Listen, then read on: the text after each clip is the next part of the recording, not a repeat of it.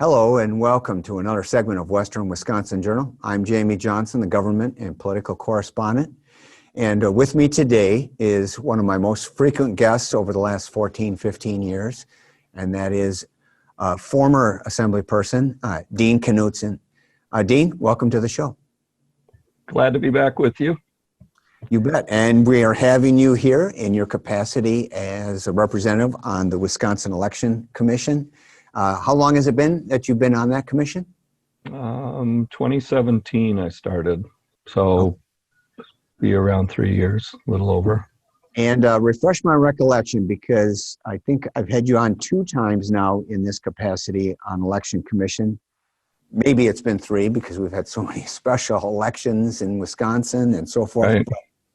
Right. So you were the chair and that term ended in June? Yeah, so the way that we do it is it alternates. There are 3 members, 3 appointed by Democrats, 2 and 3 by Republicans. 2 of them are eligible to serve as the chair. So 2 Democrats could serve, and whichever one does it, it's a 2-year term. And then it flips. And it's a bipartisan balanced commission. So the chair sets the meeting agendas and runs the meetings. Some other duties that are delegated as well in consultation with the administrator. But yep, so there was a coin flip to decide who went first. So the Democrats will always have the chair during the presidential elections, and the Republicans have the chair during the governor's election year in our Wisconsin system. And given this 3 and 3 equal representation, do you end up having a lot of 3 and 3 votes so that nothing gets done? You know, we've had a lot of bipartisan consensus on important issues, but you know, yes, we've had a lot of 3-3 this time. We did. And is there a weighted vote for the chair when you get a 3-3 vote? No. So if there's no consensus, there's no action. So for example, back during the April election, the Democrat members wanted to postpone the election. The Republican members did not. You know, so there were motions to postpone until May, from April to May. That was a 3-3. Most recently, on the Green Party, the president and vice presidential candidates for the Green Party, we split on whether or not to allow them on the ballot, 3-3.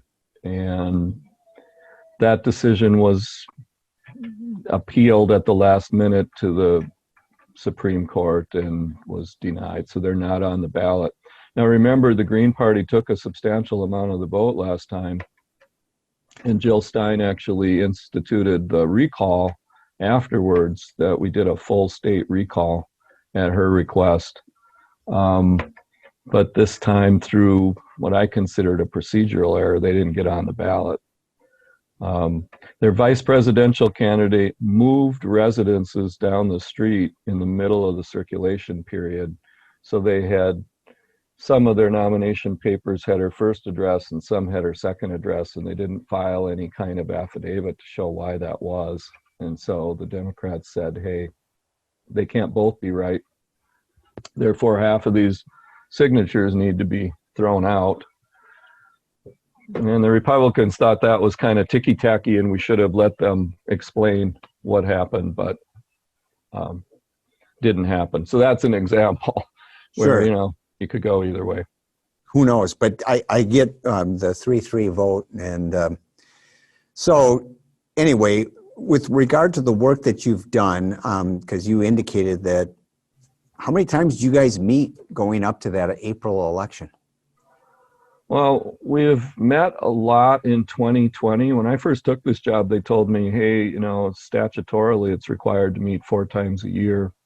I think this year we're up to 32 meetings already for this year. So it's, you know, been pretty close to averaging 1 a week. There were a flurry of meetings in April because we had so much litigation. The pandemic was just upon us and we were struggling to figure out a way how we could be really the first in the nation to hold in-person voting and do it safely. We did figure that out. We did do it safely. And the CDC guidelines now basically mimic exactly what we've done in Wisconsin. I mean, we knew that it had to be done. The people at the time that said, boy, why don't you just delay? My answer was, that's because you think we're in the middle of the pandemic on April 7th. I don't think we are. The thing about flattening the curve, you didn't see a month-by-month timeline at the bottom because they stripped it off. But if you had, you'd see that this is going to go on for a year.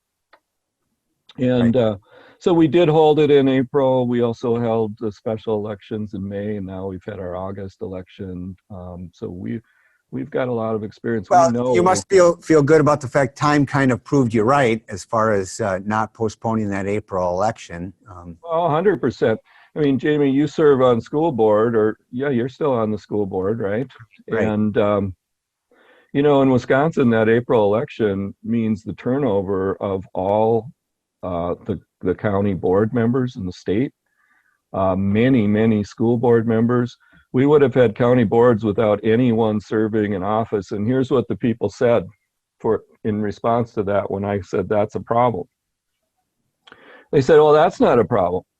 There must be a way that we can just let the current office holders stay in office for a while we delay for a few months.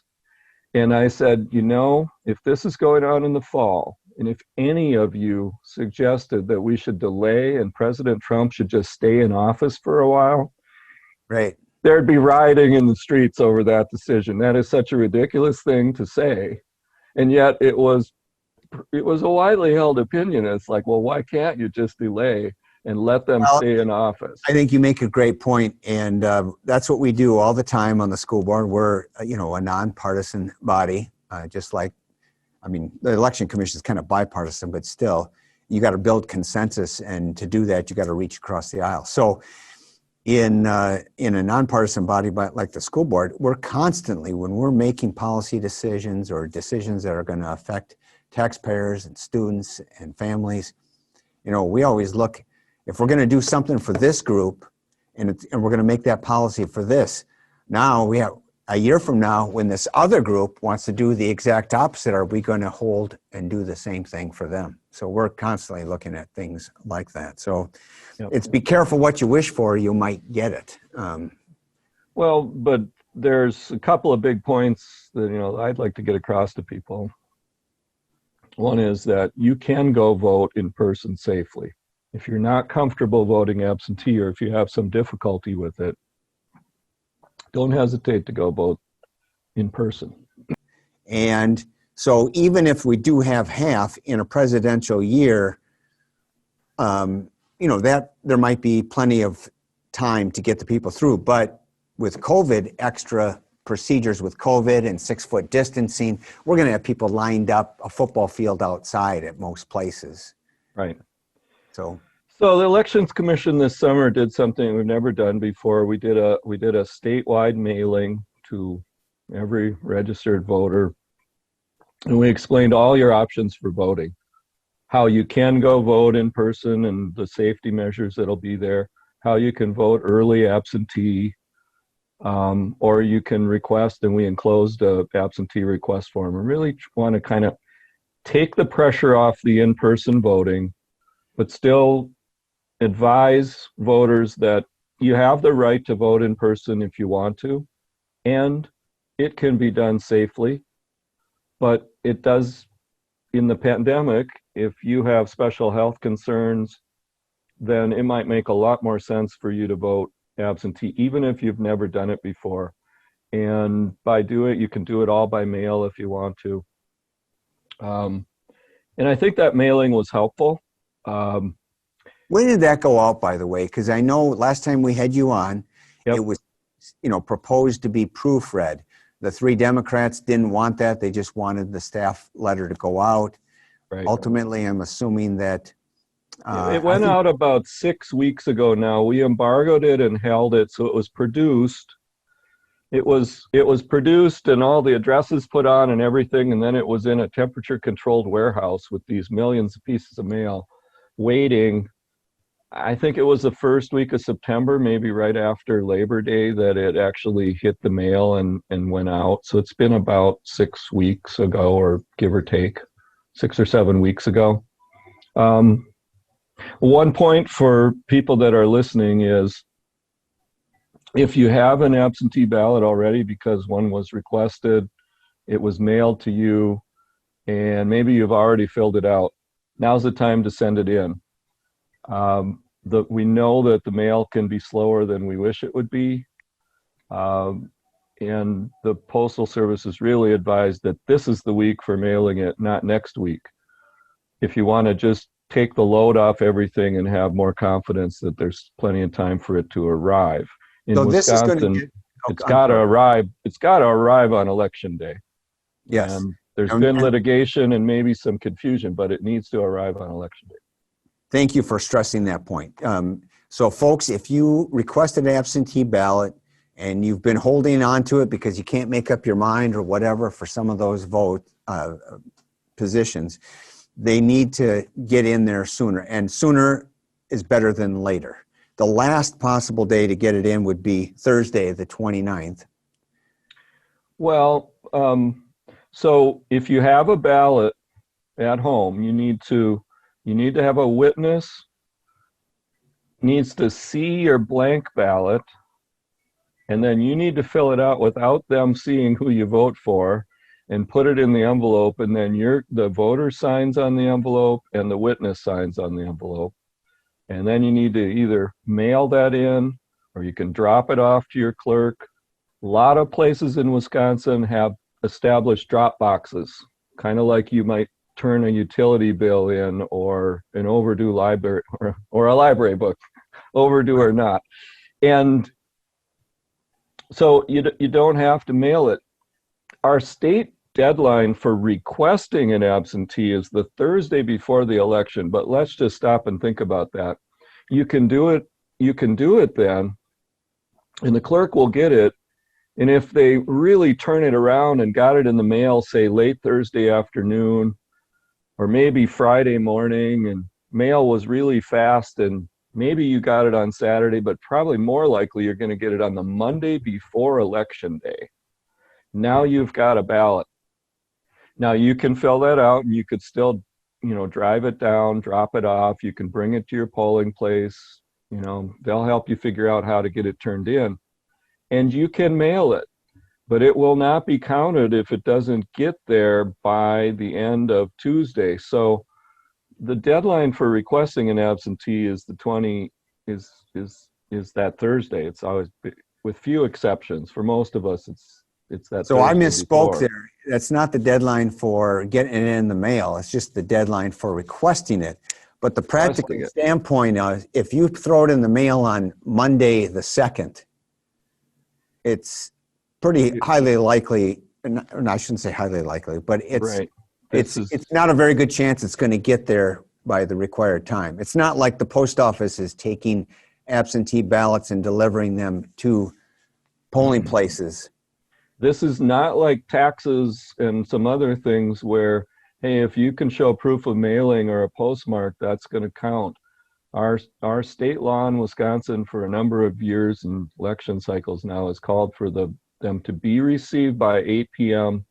on Election Day.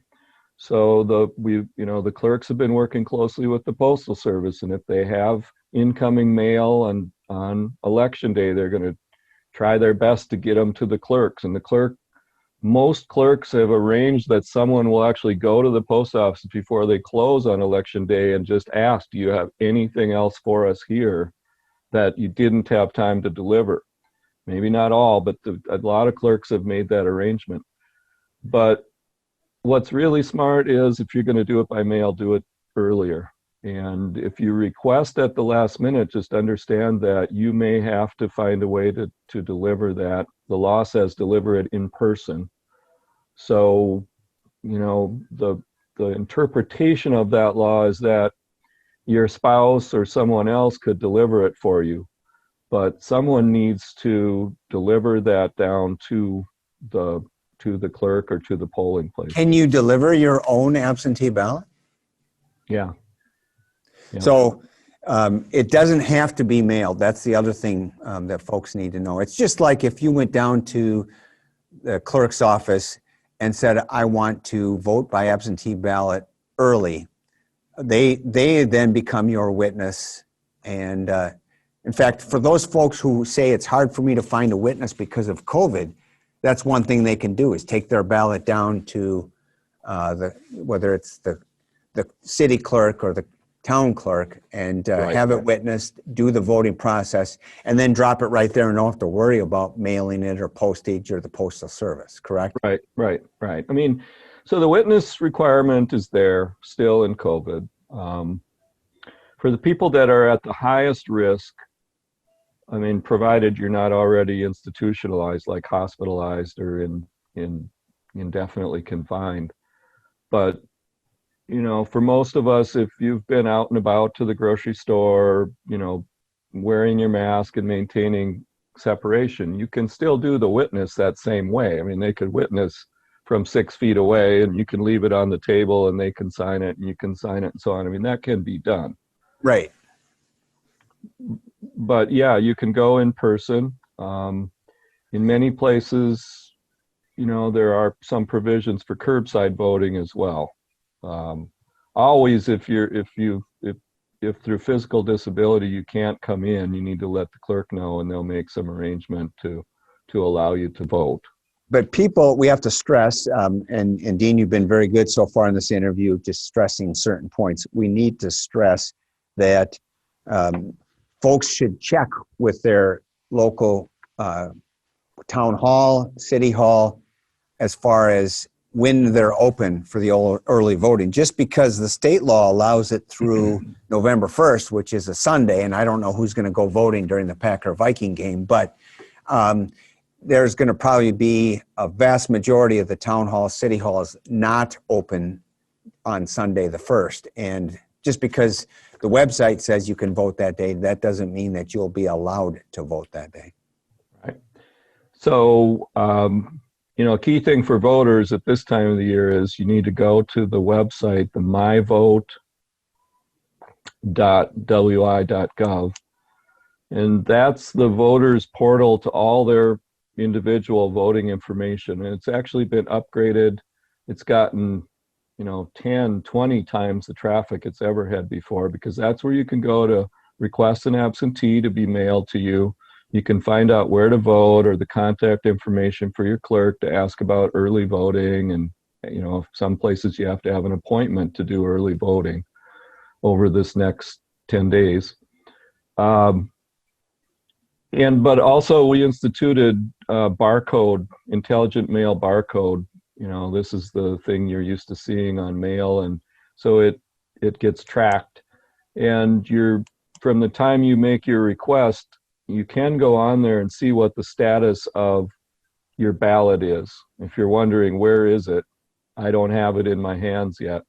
In the spring, we didn't, and we never had previously contemplated that, but now we've instituted that. It's again, there's some local variations as to how sophisticated that is, but in a lot of places, you know, it is possible to track your ballot on its way to you. And after that, it's up to you. Okay. Yeah. And that was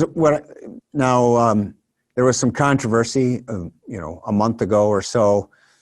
President Trump was encouraging people to vote by absentee and then also go in person and demand to be allowed to vote if they couldn't find your absentee ballot or something to that effect. And so I want to know, is it the official election commission in Wisconsin position that you can send in an absentee ballot and still show up and vote in person? No, it would be a violation of state law to do that in Wisconsin. So if you have mailed your ballot, then when you come to the polling place, there's the poll book. Many places it's paper, and there's duplicate versions of it sitting there, and there's two workers, poll workers are sitting there. And what you might not know is they're often balanced, a Republican and a Democrat sitting there to make sure everything is on the up and up. And marked on there will be the fact that you got an absentee ballot. They are to ask you, did you already mail it in? And under penalty of law, you have to answer that truthfully. And if you mailed it, then you aren't allowed to vote. Only one of them would be counted anyway, because your ballot, when it comes in, is going to be matched up to you in the system. But if you already mailed it and you go vote in person, you would have committed a violation of law, and you will be caught. So I don't advise it. The system will catch you on that. Right. And for those people who submitted an absentee ballot, when those were, allowed to be received and witnessed and then sent in, and then something happens here in late October, always those Halloween surprises, and they decide, oh, I want to vote differently. Can they go to the polling place and say, look, I know I sent in an absentee ballot, but I want to vote in person because I want to change my vote? This is a technicality. I believe you can ask to have your ballot spoiled and issued a new one. That's my understanding, but might want to check me on that. But I believe that you could, that you can ask for them to search for it and spoil that ballot, but you might want to check on that. That's a little bit of an arcane bit of law there. Right. I imagine, but I just bring it up only because, obviously, there may be some people who want to lie, some people who really believe in a candidate, want to be able to vote twice, so they'll go in person after they know they've mailed it. But if you lie and get that ballot to vote in person, you're risking being prosecuted. And yeah, it's a felony. We turned in around 40 people last time that had duplicate voted. Not a good idea, and the system's too sophisticated for you to be able to get away with it. It might not be apparent, but right. And if a person has, whether it's a traumatic brain injury or whatever, and they honestly don't remember if they sent in their absentee ballot and they say, I'm not sure, I assume the clerks are trained such that if that person can't definitively say they did not send in a ballot, they're not going to let them vote if they say, I'm not sure. Well, you'd hope. I mean, right. They're making a spot decision about that. But you will be asked if you've mailed it in. And because there's it's going to be... and a Democrat right there hearing your answer. So it's not like one could say, oh, I defer to you and let this person vote. They're going to have to agree. Yeah, we either give the person a ballot or we don't, right? Yeah. Not all poll workers are nominated by the respective parties, but the system allows for to have equal numbers. Right. One other thing that is kind of in the news, there's a group that is looking to recall Governor Evers, and I guess I won't comment one way or the other because this is almost a tit for tat from, recalling Governor Walker before, but it's certainly citizens' rights to recall, and so they can circulate petitions for that. It's just that for that to be in the news now while we're sitting here trying to look at a general election that's going to probably have a very high turnout, and then to burden the commission with the potential for this petition, where does that all stand, and how is that process achieved, I guess? So the right to petition for a recall election is based on getting signatures in an amount sufficient to reach a threshold that's based on the total vote in the last, in this case, governor's election. And it's a high number. I'm struggling now to recall off the top of my head, but let's say it's something like 700,000 signatures. So it's a high number. And if that number is reached and they're turned in on, once they start circulating, they've got a certain amount of time to circulate. And, we'll see. One of the organizers this week made a public statement that they were nearing the required numbers. But then even later in the day, there was a contradictory statement that said, oh, we were just kind of playing with you. I paraphrase, but... Right. And so I don't know. We've sure got our attention on the main general election that we do every 4 years, and that's got everyone's attention. If if the petitions come in, the Elections Commission staff will start processing as they're required to do, to determine if there really are sufficient valid signatures there. So we'll see. Do you have any meetings of the commission scheduled between now and November 3rd? No more scheduled. It would have to be by special meeting. We just had a special meeting here on Tuesday that dealt with the remaining federal grants from the CARES grant, the COVID federal funding. We had about a little over $7 million that was allocated for election processes. We used something in the neighborhood of 1.5 for that informational mailing. And we've done a number of grants down to the local communities. And that's what we decided to do with the remaining $750,000, was do a $10,000 grant to each of the 72 counties. Okay. After the election, they can apply for reimbursement of special COVID expenses.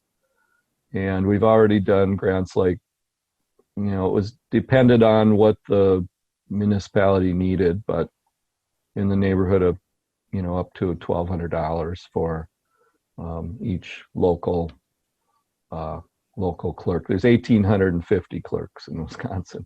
Wow. Okay.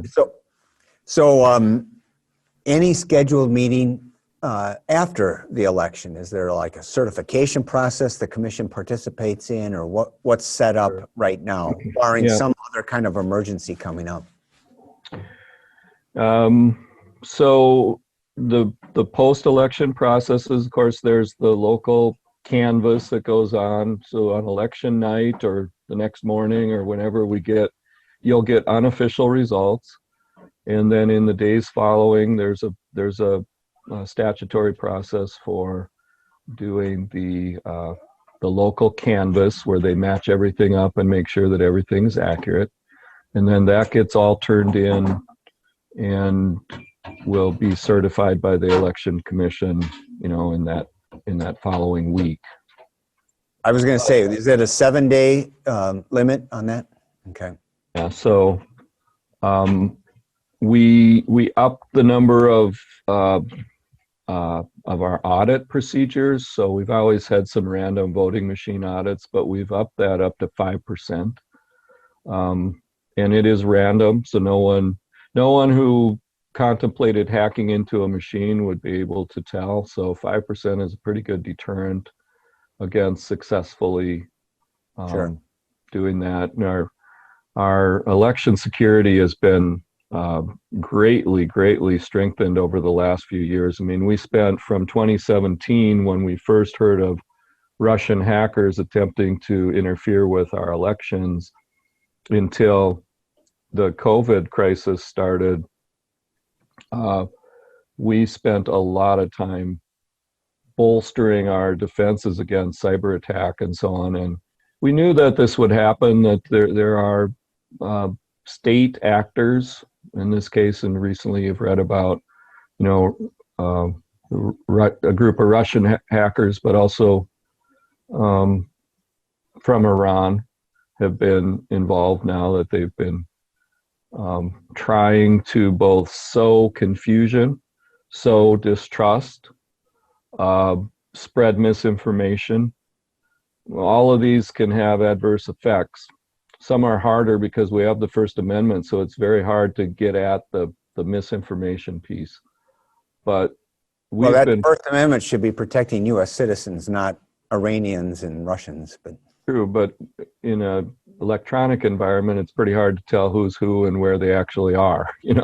Right. So that's the hard part. I mean, the person that you've interacted with on Facebook that you thought was just somebody that you had a lot in common with isn't always even a real person. So, that's the world we live in these days. Well, we're getting close to the end of our time. And I just wondered, a prediction, not on the outcome of the election, but a prediction on number of ballots with all these million absentee ballots coming in. How many are going to come in without the proper witness or having some technical defect on the ballot. And so, for background, in the spring election, which was a much smaller election, there were about 20,000 like that. As a percentage, that was similar to past elections. So absentee voting is fraught with some potential problems. And that's always been the case. And we're going to have people doing it for the first time, not necessarily understanding how to do it and not following the directions. I wouldn't be surprised if that number was in the 50,000 range. I mean, And I think, so one thing is that after you've done this a few times, some of those mistakes don't happen as often. But I voted absentee many times, and one time recently I turned it in without a witness signature, but I had turned it in early. No, I had the witness signature, but I didn't have the witness address. My witness, who I also witnessed hers, we both forgot to put the address on there. And we both got called by the clerk to say, you know, there's still time for you to fix this, which we did. Another reason to send it in early, because they will generally make an attempt to contact you if there's a defect, but if it's on election day, they aren't going to have time to do that. So don't let your ballot, you know, arrive on election day, you know, for that's another reason. But I would like to stress before we close just that I have great confidence that we're going to run an election that we can count on the result in Wisconsin. Our election safeguards in Wisconsin are robust, and they let us have great confidence in the outcome. Even last time when we had a very close election, you know, with Trump winning over Hillary Clinton, and then we had the statewide recount, we found very few problems in that statewide recount. And so we know that our systems are good, and you know, hopefully we have a rapid count and everybody can find out the result timely. But we care more about accuracy than timeliness in the end. And I'm very confident that you'll be able to have faith and trust in the integrity of this election. So, and that would be a great place to end. And but I want to follow up, because on that, your prediction was maybe 50,000 erroneous ballots, and compared to say 20,000 that there was for the spring election. Is there any way that those ballots can be treated as, let's say, provisional, where the voter could be notified and the thing could be corrected, or is that not possible? Well, as I said, that it can be corrected if it's there in time. So, for example, if you mailed today and you had a deficiency, an envelope deficiency, i.e., you forgot to sign it, your witness didn't sign it, your witness didn't have an address, those kind of deficiencies. If you did that today, there's a pretty good chance that your clerk would contact you in time for you to remedy that. If it comes in at the end, not. Now, remember, in the April election, the federal judge ruled that we should allow them to come in for days after election day because of COVID. And then that went all the way to the U.S. Supreme Court, where they said, yes, you can count them, but they have to be postmarked by election day. Well, what that meant was people mailed right up to the end, when there's absolutely no chance for any of that to be fixed, because our statutory framework is built around the idea that you get them in early and they have to be there on election day. So while the judge meant well, he actually, my opinion, created a small amount of chaos and kind of a trap for some of the late voters who were doing it for the first time and then voting at the very end, and they made a mistake and no chance to fix it. So this is partly why we sent out those very clear instructions about how to, you know, what you need to do. And there's videos on the elections website as well that will kind of walk you through how to do the ballot. But I mean, it would take a legislative change to do what you're saying, that you'd make them provisional. Right. We'll see how this election goes then. And It's, hopefully folks have been listening to what you've been pleading then to get their ballots in. And if you can't get it in the mail early next week, arrange for somebody to deliver it in person. Yep, or do it yourself if you can. In many cases, you wouldn't have to go inside. There's a way for you to drop it off without going inside if you're concerned about maintaining physical spacing for COVID. And your answer there just prompted one more question, because I saw this happening in other states. Again, not in Wisconsin necessarily, but I saw other states that are putting up, groups are putting up false drop boxes that look official, but encouraging people to put their absentee ballots in there. How is Wisconsin, and how are you as a commission protecting against that happening? Okay, so our law says that your absentee ballot must be mailed, returned by mail, or in person. My preferred interpretation of that is the voter themselves would turn it in person. I think generally in common law and in, if you ask people what does in person mean, it means you're doing it yourself. But there's a longstanding interpretation in Wisconsin by the old elections board, by the Government Accountability Board, and now against my vote by the Elections Commission, that others can turn in your ballot for you.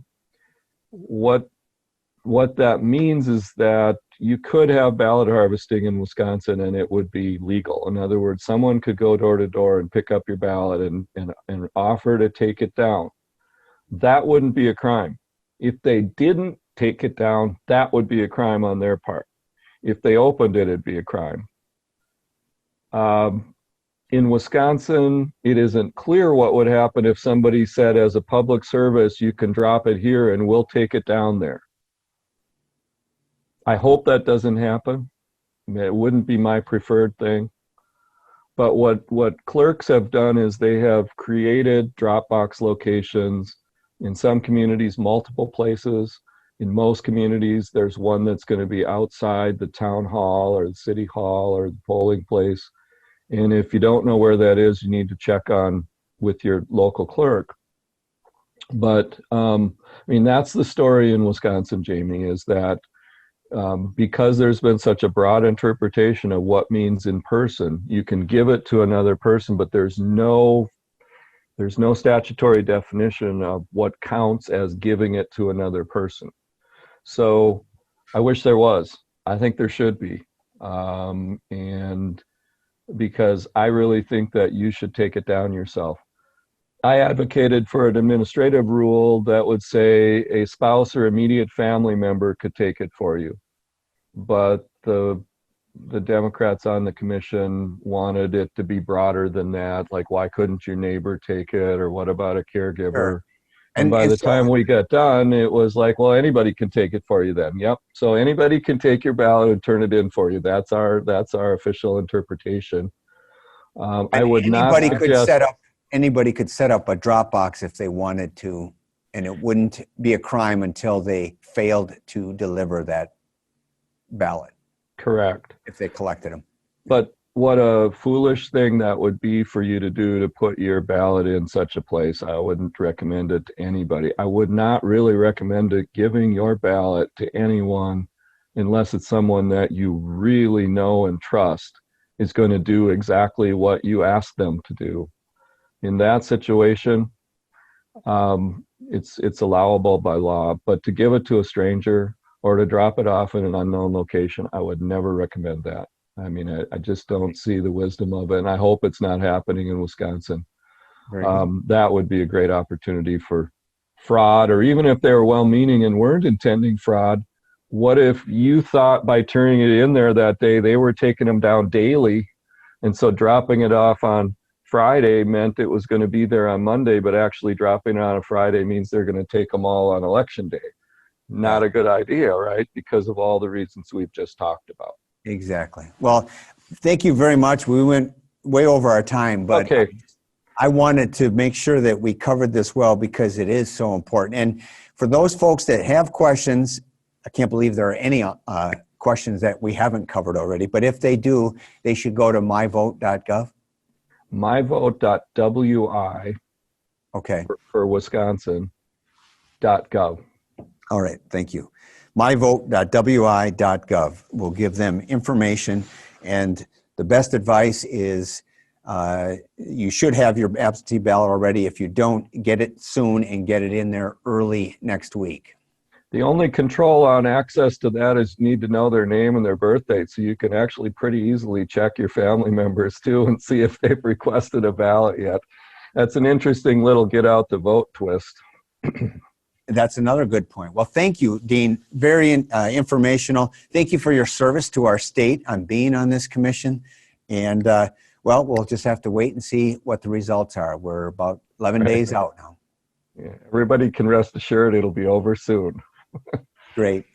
Thank you for being on the show, and I want to thank our viewers for watching another segment of Western Wisconsin Journal. Be sure to get out there and vote. Thank you.